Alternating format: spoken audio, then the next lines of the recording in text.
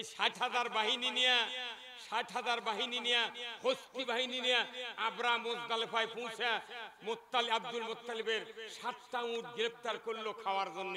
মক্কাত খবর গেল, Abdul Muttalib এসে বলে, এই আব্রাহা, আমার উট ধরেছো, তাড়াতাড়ি উট ফেরত দাও। ওর ইচ্ছে ছিল যে কাবা ঘরের মালিক তাই এসে আমার কাছে উট চাবে, অনুরোধ বিরোধ করবে, আমি হুকুম টুকুম দেখে উট ৪টা দেবো, ৩টা জব করবো। আর উনি আমাকে বলবি যে স্যার কাবা ঘর ভাঙবেন না স্যার, পাও ধরি চিংকে অনুরোধ করবি, তখন উনি আরো জোর দেখাবে। এটা হচ্ছে আব্রাহার চিন্তা। কিন্তু মুত্তালিব আব্দুল মুত্তালিব বলেছে, তুমি কাবা ভাঙবে না, কি করবে করো, আমার উট বাঁচবার চাও তো ৭টা দাও।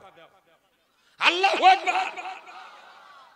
ভয়ের সাথে উট দিয়ে দেশে উট বাড়ি নিয়ে গেছে। তখন আব্রাহা কইতে করে, এই লোকটা মক্কার ঘরে বলে মুতাল্লি, ই কিছুই করলো না, বারে অনুরোধ কিছু করলো না, তাহলে আমি কি করি? চলে গেছে মুজদালিফার থেকে সামান্য ১৫০ ফিট দূরে যাতি আব্রাহা বাদশাহ সূরা ফিল নাযিল করলো রাসূলের সময়। আর রাসূলের জন্মের ২.৫ থেকে ৬ মাস আগে এই ঘটনা। তয়রান আবাবিল তারমিহিম বিহিজারাতিন মিন সিজিল ফাজআলাহুম কাসফিম, চর্বিত ঘাসের মতো করে দিয়েছে।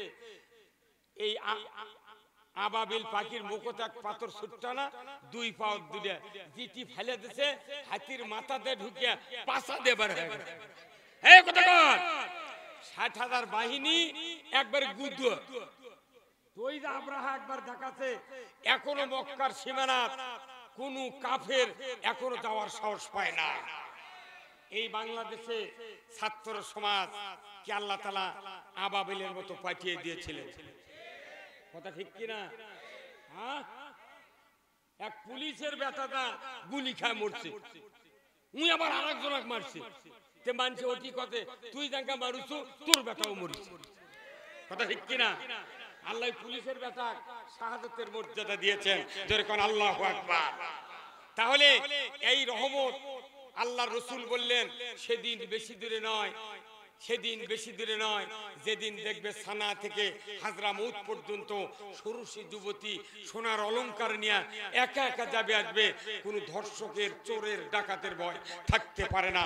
যেরকম আল্লাহু আকবার।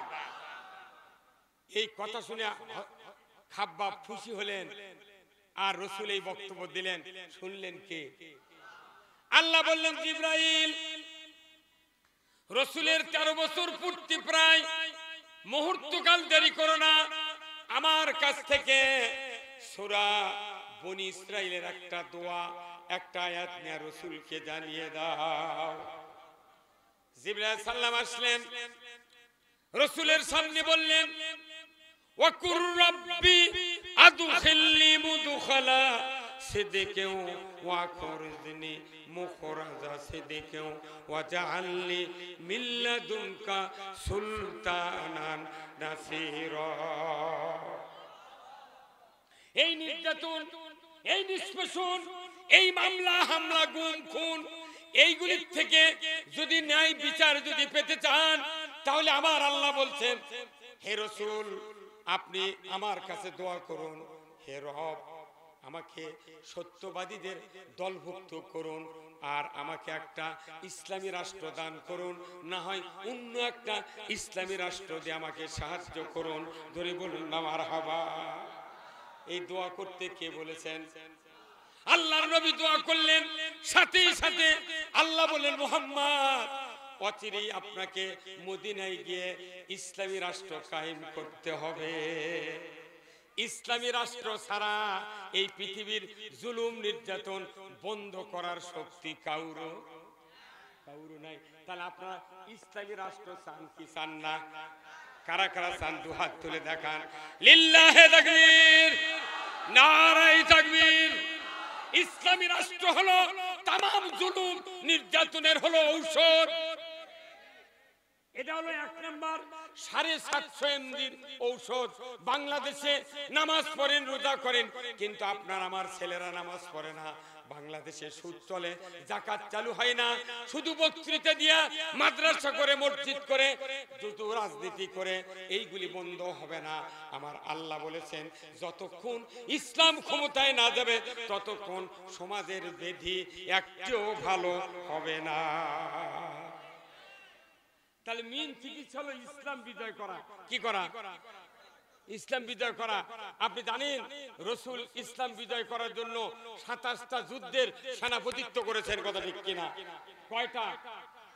27টা যুদ্ধের সেনাপতিত্ব করেছেন, 37টা উনি পরামর্শ দিয়েছেন, 47টা যুদ্ধে অনুমোদন করেছেন।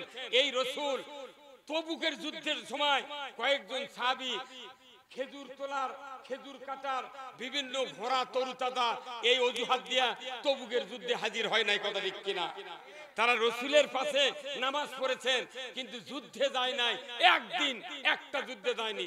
কয়টা যুদ্ধে? আল্লাহ তাআলা ডাইরেক্ট রাসূলকে বলছেন অমুক অমুক সাহাবী মুনাফিক, এদেরকে বয়কট করুন। 39 দিন বয়কটের পর আবার আল্লাহ বলেছেন তাদের স্ত্রীরা মুমিনা, তাদেরকে বাবার বাড়িতে পাঠিয়ে দেন, কথা ঠিক কিনা? 49 দিন, এই 39 থেকে 49 দিন পর্যন্ত ওই কয়েকজন সাহাবী নিজের হাত নিজের পা খাম্বার সাথে বেঁধে তওবা করেছে, আল্লাহ যদি তুমি এই ক্ষমা না করো আমরা এখানে অনশন করে মারা যাব, মারা যাব।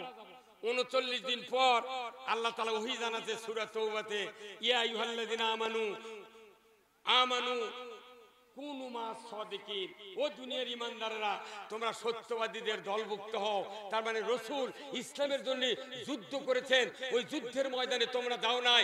ইসলাম বিজয়ের কাজ এটা সবচেয়ে সত্যবাদীদের কাজ। এই কাজে তুমি না যাওয়ার কারণে তোমাদের উপরেই শাস্তি এসেছিল।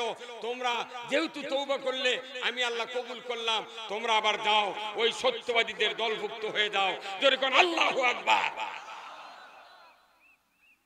সত্যবাদী ইসলাম, ইসলাম যারা বিজয় করতে চান তারাই হলো সত্যবাদী। কোটেশন দিয়েছে সূরা তওবা।